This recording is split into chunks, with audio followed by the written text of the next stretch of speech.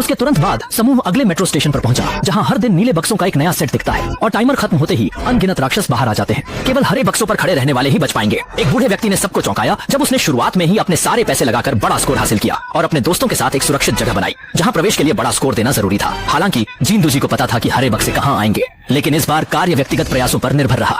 साथ ही खिलाड़ियों को जिंदा रखने का एकमात्र तरीका था उनके चारों ओर के 4 बक्सों को जीतना, लेकिन इसका मतलब मासूमों की जान लेना भी था। तभी लाल पोर्टल्स के जरिए राक्षस बाहर आने लगे और उन लोगों पर हमला करने लगे जो हरे बक्सों पर नहीं खड़े थे। जींदू जी को छोड़ 4 लोग हरे बक्से नहीं खोज पाए थे। उन्होंने झटपट मेट्रो में छलांग लगाई और राक्षसों से लड़ने को चुन लिया, बजाय किसी औरों के बक्से छीनने के। जींदू जी मन ही मन जद्दोजहद कर रहा था, लेकिन अंततः उसने अपने साथियों का पीछा किया।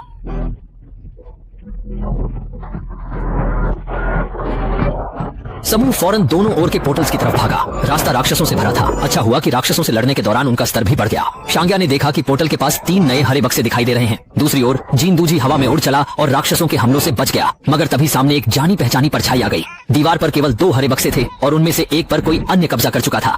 मुख्य किरदार की शक्ति इतनी प्रभु थी कि उसने अकेले ही सभी राक्षसों का सामना करने का निर्णय लिया।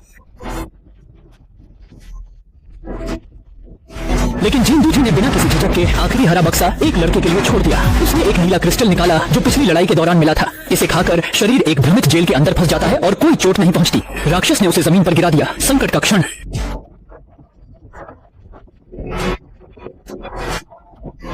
जींदू जी की यादें अचानक हाई स्कूल की तरफ लौट गई। वह बुरी तरह से बदमाशी का शिकार हो चुकी थी और हमेशा यह कल्पना करती थी कि वह जूहक की तरह अद्वितीय और अजेय बन सकती है।